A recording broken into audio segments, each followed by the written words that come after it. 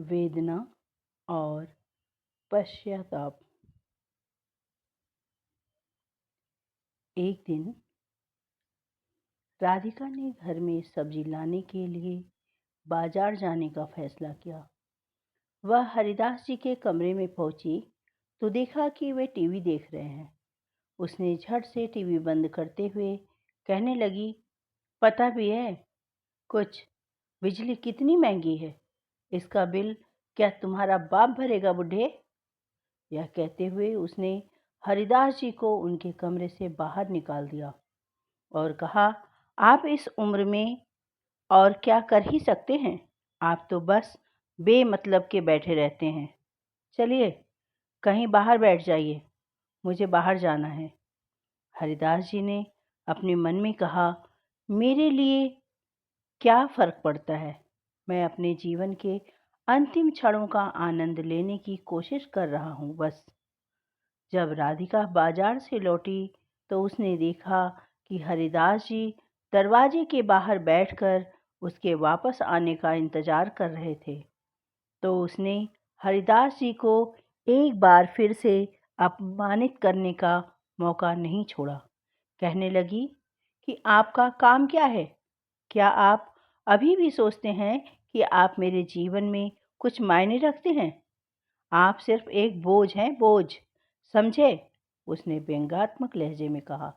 हरिदास जी ने अपने आप को संभालते हुए कहा, बेटी, मैं जानता हूँ कि मैं बूढ़ा हूँ, लेकिन मैंने तुम्हारे लिए और तुम्हारे परिवार के लिए बहुत कुछ किया है। राधिका ने उनकी बात का मजाक उड़ाते हुए कहा, क्या आपको लगता है कि मैं आपकी उस भलाई का कर्ज चुकाऊंगी? यह सब बकवास है, बकवास। अगर आप मेरे लिए थोड़े दिन और जीते हैं ना, तो मैं अपने जीने के लिए एक और बोझ सहन नहीं कर सकती। हरिदास जी के दिल को चीरते हुए राधिका के ये शब्द उनके लिए तीर बनकर लगे। वह सोचने लगे कि क्या यही मेरे बेटे की पत्नी की परिभाषा है? क्या मैंने इतने सालों मेहनत करके अपने बेटे को ऐसा जीवन देने के लिए संघर्ष किया था? ऋतिक, जो अपने पिता और अपने पत्नी के बीच होते संवाद को सुन रहा था, वह अब भी चुप था। नमस्कार दोस्तों, ज्ञान गंगा चैनल के हिंदी कहानियों में आप सभी का स्वागत है। मैं वंदना श्रीवास्तव आज आप सबके समक्ष एक शिक्षाप्रद तथा प्रेरणादायक कहानी लेकर उपस्थित हुई हूँ। दोस्तों, आपने मेरे चैनल को यदि अब तक सब्सक्राइब नहीं किया है तो देर किस बात की, जल्दी से सब्सक्राइब कर लीजिए ना। तो चलिए बिना देर किए हुए प्रारंभ करती हूँ पूरी कहानी। कहानी एक छोटे से गांव की है जहां लोग सादगी से जीवन बिताते थे। इस गांव में राधिका और उसके पति ऋतिक रहते थे। राधिका एक सुंदर और समझदार बहू थी, लेकिन समय के साथ उसकी सोच और आचार व्यवहार में बदलाव आ गया था। गांव के सब उसकी तारीफ करते थे, लेकिन उसके दिल में तो कुछ और ही था। ऋतिक के पिता हरिदास जी एक बुजुर्ग व्यक्ति थे जिनका स्वास्थ्य दिन प्रतिदिन बिगड़ रहा था। हरिदास जी ने अपने जीवन के अधिकांश वर्ष कठिनाइयों में बिताए थे और जब वह अपने बेटे के साथ अपना बाकी जीवन बिताने के लिए तैयार थे। हरिदास का स्वभाव बहुत सरल और मिलनसार था। उन्होंने अपने बेटे और बहू के लिए बहुत कुछ किया था, लेकिन राधिका को यह बात हमेशा बोझ लगती थी। वह कभी-कभी अपने सास ससुर की बातें सुनते सुनते थक जाती थी और अपनी जिंदगी में बदलाव के लिए उन्हें जिम्मेदार मानने लगी। धीरे धीरे राधिका ने हरिदास जी का तिरस्कार करना शुरू कर दिया। वह उनकी छोटी छोटी बातों पर भड़क उठती थी और उन्हें ताने देती थी। ऋतिक, जो अपनी माँ के प्यार और अपने पिता की देखभाल का ध्यान रखता था, इन सबको देखता रहा, लेकिन कुछ नहीं कह सका। एक दिन हरिदास जी ने अपनी बहू से कहा, बेटी, क्या तुम मेरे लिए अभी कुछ खाना बना सकती हो? मुझे आज बहुत ज़्यादा भूख लग रही है।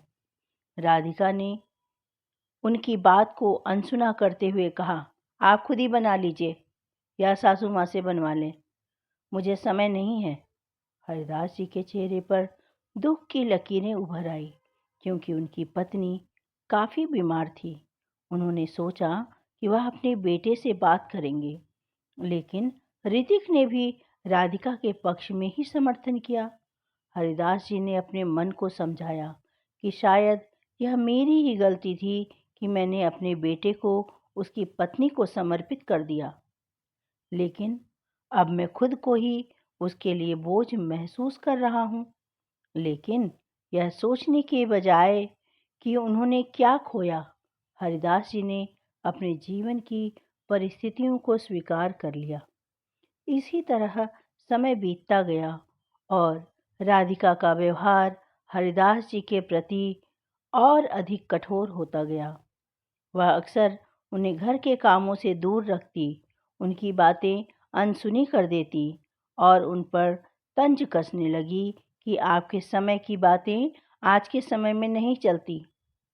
क्या आपको नहीं पता कि आपको क्या करना चाहिए? वह कभी कहती। हरिदास जी अपने बेटे के सामने अपनी बेबसी दिखाने से कतराते थे, लेकिन अंदर से वह टूट रहे थे। हरिदास जी को एक रात बुखार आ गया और राधिका ने उनकी देखभाल करने से मना कर दिया। उसने ऋतिक से कहा कि आप अपने पिता को अस्पताल ले जाएं। मैं क्यों करूं? वह खुद ही बड़े हैं, उन्हें देखभाल की क्या जरूरत है?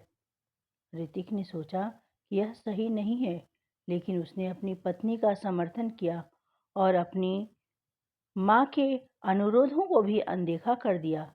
उसकी माँ उसके सामने बार बार गिड़गिड़ाती, मन्नतें करती रही, पर उस पर कोई असर नहीं हुआ।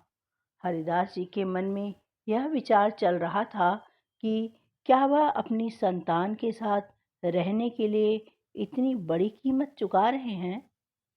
क्या यही उनके बुढ़ापे का फल था?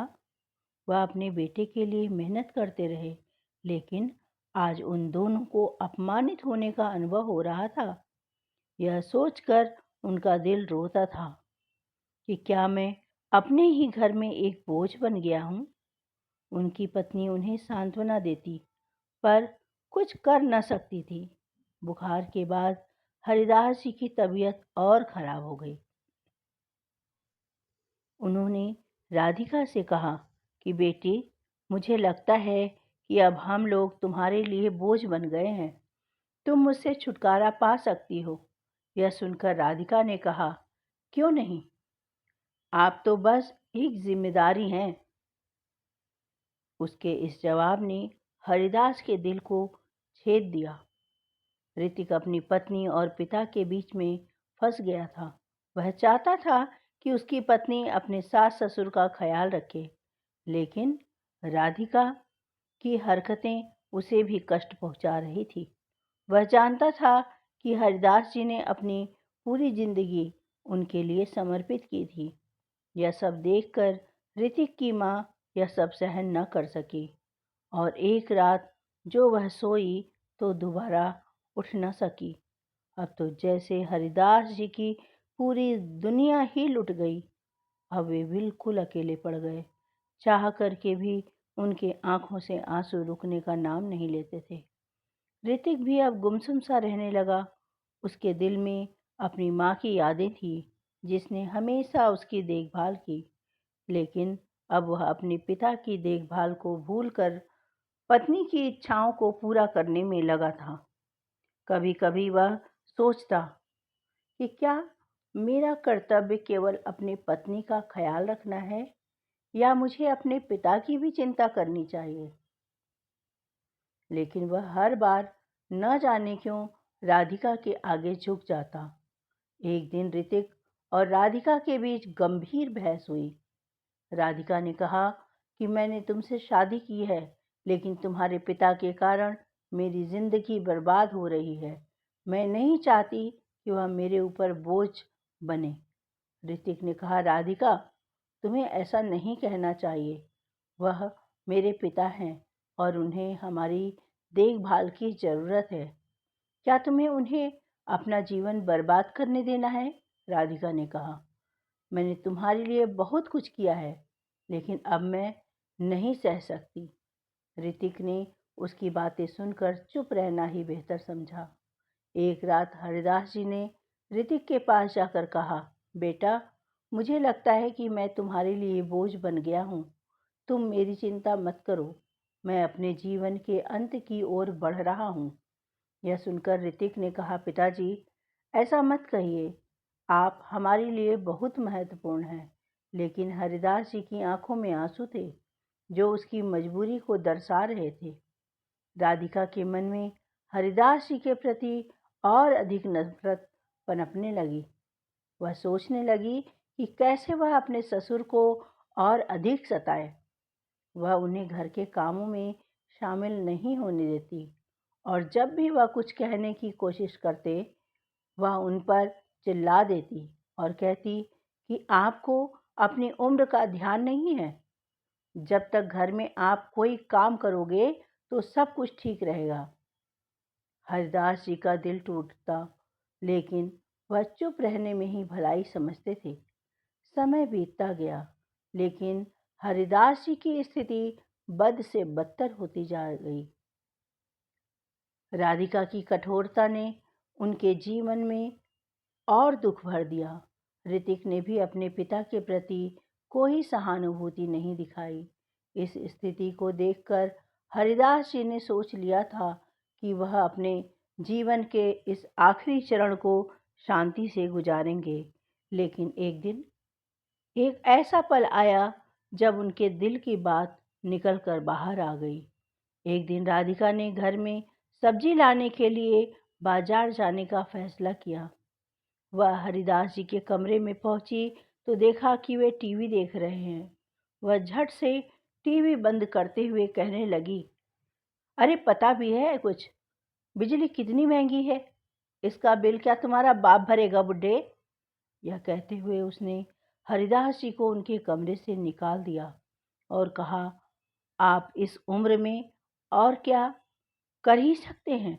आप तो बस बेमतलब के बैठे रहते हैं। चलिए बाहर, कहीं जाकर बैठिए, मुझे बाहर जाना है। हरिदास जी ने अपने मन में कहा, मेरे लिए क्या फर्क पड़ता है? मैं अपने जीवन के अंतिम क्षणों का आनंद लेने की कोशिश कर रहा हूँ बस। जब राधिका बाजार से वापस लौटी तो उसने देखा कि हरिदास जी दरवाजे के बाहर बैठकर उसके वापस आने का इंतजार कर रहे थे।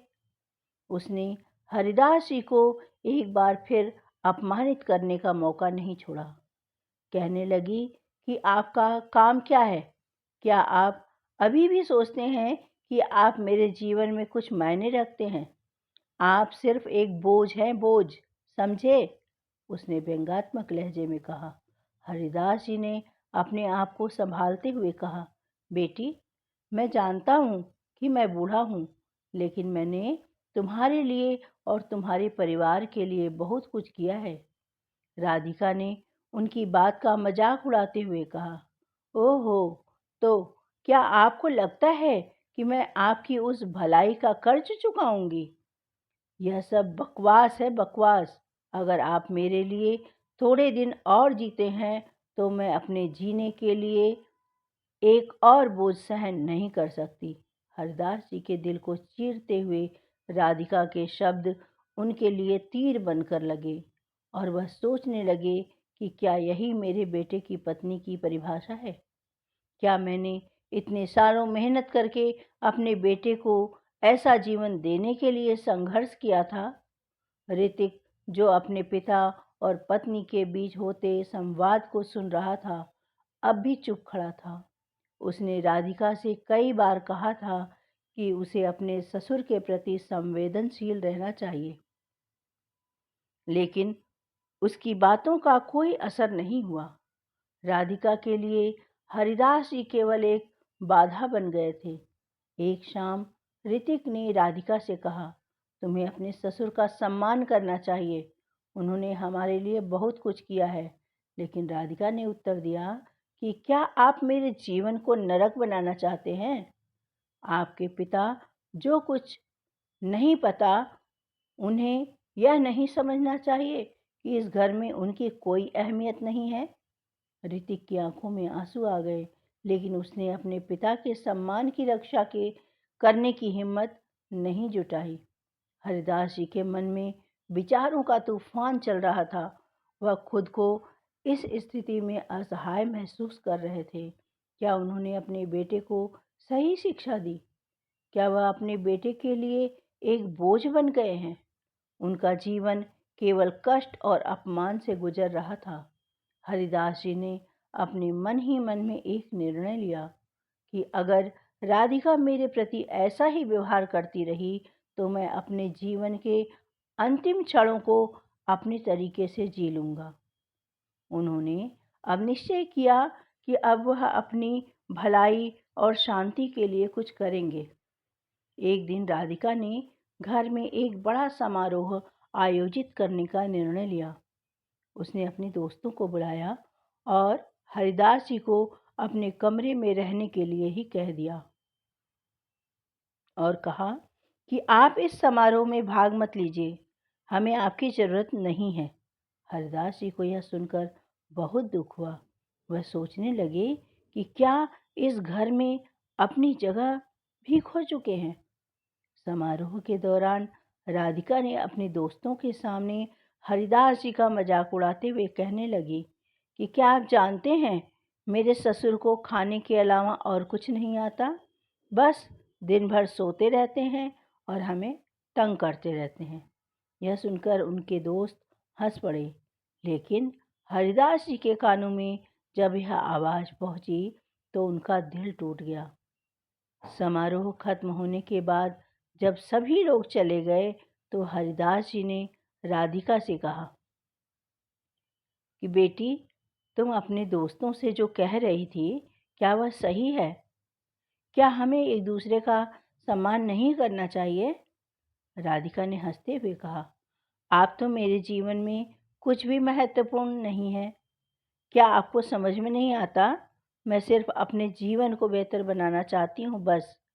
हरिदास जी ने महसूस किया कि राधिका के शब्द अब उसके लिए किसी भी चीज से अधिक कष्टदायक थे।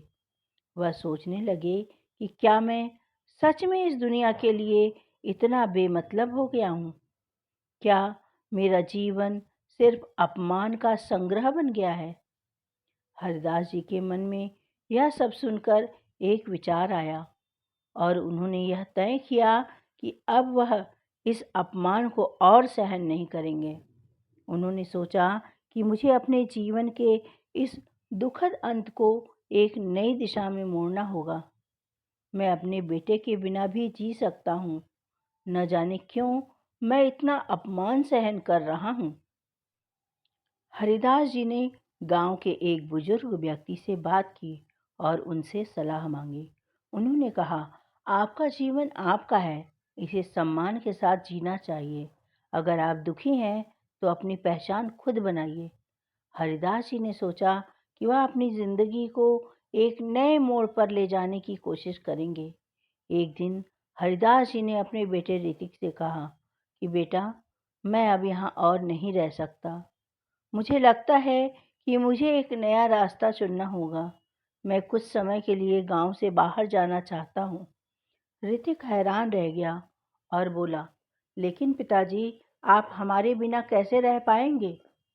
हरिदास जी ने कहा, बेटा, यहाँ रहने से मुझे केवल अपमान और अपमान ही मिलता है। मैं अपने जीवन को नए तरीके से जीने की कोशिश करूँगा। लेकिन राधिका ने कहा, जाने दीजिए इन्हें। मैं खुश हूँ कि ये यहाँ से जा रहे हैं। हरिदास जी ने गांव छोड़ने का फैसला किया और अपने जीवन को फिर से जीने की ठानी। उन्होंने अपने दिल में यह विश्वास किया कि वह अकेले भी खुश रह सकते हैं। जब उन्होंने गांव छोड़ा तो उनके दिल में केवल अपमान और तिरस्कार के अंधेरे ही नहीं, बल्कि नए सपनों की किरण भी थी। हरिदास जी ने सोचा कि अब मुझे खुद पर विश्वास करना होगा। मैं अपने जीवन को अपने तरीके से जीऊँगा। इस नए सफ़र की शुरुआत में उन्हें आशा और आत्मविश्वास से भर दिया। हरिदास जी ने अपने जीवन का अंतिम क्षणों को एक नई दिशा दी। उन्होंने अपने अनुभव से सीखा कि कभी-कभी हमें अपने अधिकारों के लिए खड़ा होना पड़ता है और कभी-कभी हमें उन लोगों से दूर जाने की आवश्यकता होती है जो हमारे लिए अच्छे नहीं हैं। हरिदास जी ने अपने जीवन के अंतिम क्षणों को एक नई दिशा देने का निर्णय लिया। उन्होंने गांव छोड़कर जाने के बाद अपने अनुभवों के माध्यम से न केवल अपने लिए बल्कि अपनी बहू राधिका के लिए भी एक महत्वपूर्ण सबक सीखा। जब हरिदास जी ने गांव छोड़ा तो उनका दिल दुख और उम्मीदों के मिश्रण से भरा हुआ था। उन्होंने अपने पैसों का थोड़ा बहुत इंतजाम किया और एक छोटे से शहर में जाने का निर्णय लिया। वहां पहुंचते ही उन्होंने एक वृद्धाश्रम के बारे में सुना, जहां वे अपने जैसे और बुजुर्ग लोगों से मिल सकते थे। हरिदास जी ने वृद्धाश्रम में प्रवेश किया और वहां का माहौल देखकर उनके दिल में आशा की किरण जागी। वहां की दीवारों पर सजी खुशियों की तस्वीरें, वृद्धों की मुस्कान और एक दूसरे के साथ उनकी बातचीत ने उन्हें यह महसूस कराया कि वे अकेले नहीं हैं। वहां उन्होंने कई बुजुर्गों से मुलाकात की, जिन्होंने अपने जीवन के अनुभव साझा किए। एक बुजुर्ग महिला जो वहां सबसे बुद्धिमान थी, उसने कहा कि यहाँ हम सब अपनी कहानियाँ साझा करते हैं। हम अपने जीवन के उस हिस्से को भूल नहीं सकते, लेकिन हम नए क्षणों की तलाश करते हैं। हरिदास जी ने सुना और समझा कि उम्र बढ़ने के साथ हमें नए रिश्ते बनाना और नई खुशियाँ खोजना चाहिए। हरिदास जी ने अपने नए जीवन को अपनाने की ठान ली। उन्होंने वहाँ कई गतिविधियों में भाग लिया, जैसे कि पढ़ाई, योग और कला के कार्यक्रम। हरिदास जी ने वहाँ के सभी बुजुर्गों के साथ एक विशेष बंधन बना लिया। उन्होंने सबके साथ मिलकर काम किया और नए दोस्त बनाए। हरिदास जी ने अपनी कहानी सुनाई, अपने दुख को साझा किया और पाया कि वे अकेले नहीं हैं। इस बीच राधिका घर पर अकेली महसूस करने लगी।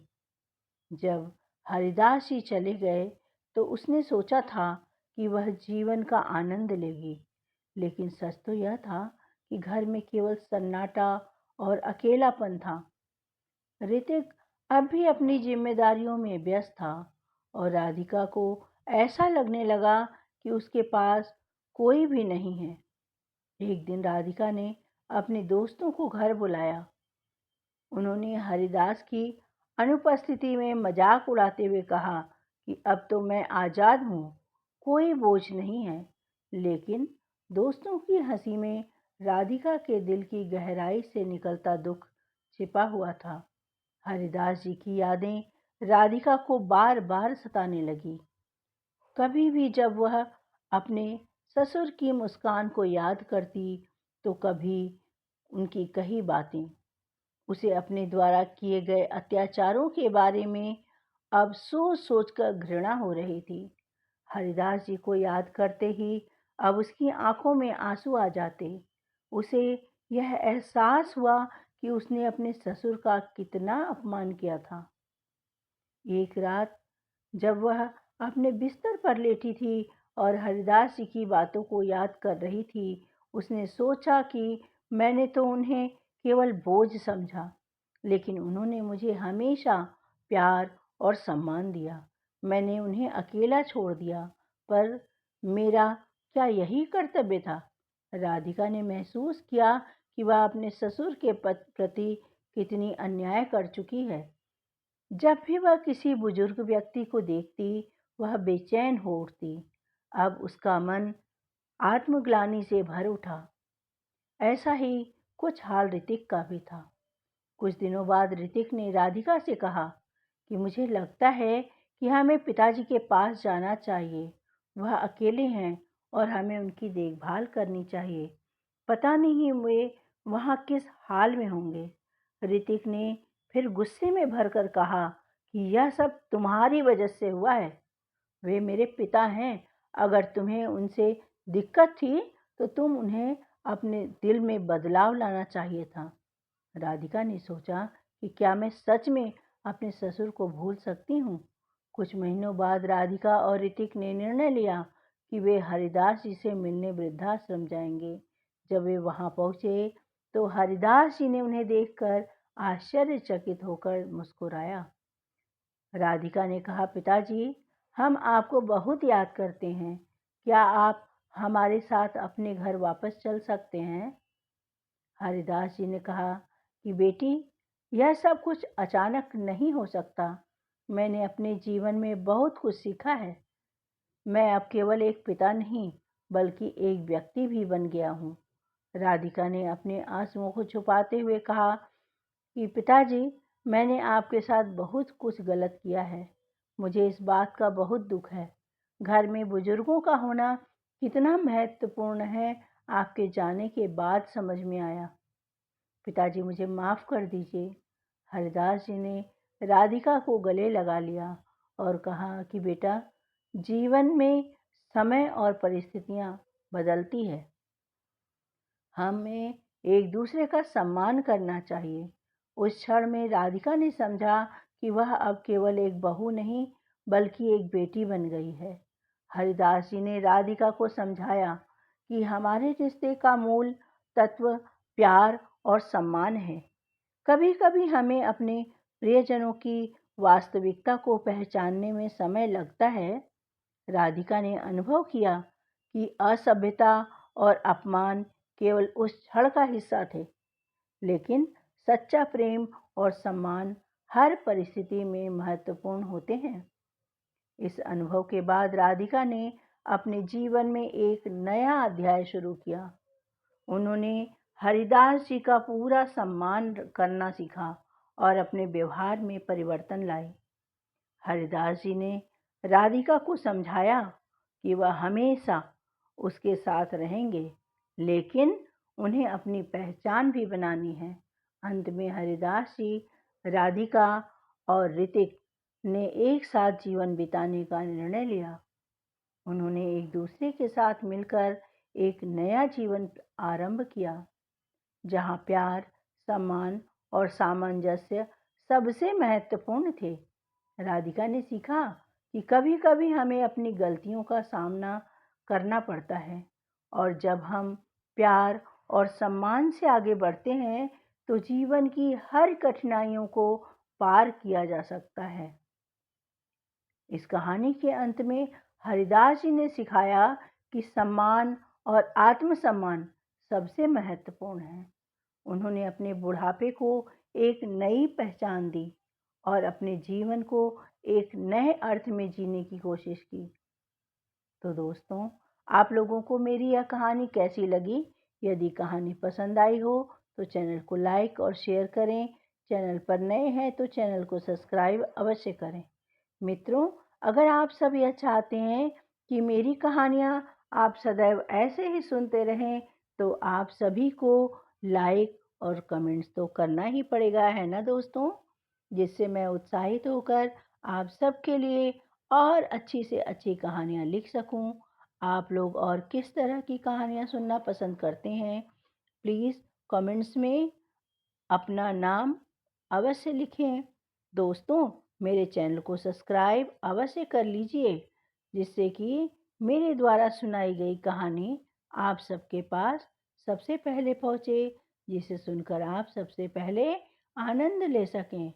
और अच्छी-अच्छी कहानियाँ सुनने के लिए आप मेरे साथ जुड़े रहकर मेरा हौसला बढ़ाते रहिए। मेरे द्वारा यह कहानी सुनने के लिए आपका बहुत-बहुत धन्यवाद। मित्रों, यदि आप सब यह चाहते हैं कि मैं अपनी कहानी के अंत में आप सबका नाम पुकारूं, तो आप कमेंट्स में अपना और अपनी जगह का नाम अवश्य लिखें। कुछ दोस्त अपना नाम नहीं लिखते हैं, जिससे उनका नाम नहीं ले पाती हूँ। जूही, सुषमा जी, श्रीवास्तव जी का बहुत बहुत धन्यवाद, जिन्होंने मेरी कहानी को सुना और उसे इतना सारा प्यार दिया है। धन्यवाद दोस्तों, मिलते हैं फिर एक नई कहानी के साथ। तब तक के लिए मुझे आज्ञा दीजिए। धन्यवाद। बाय बाय दोस्तों।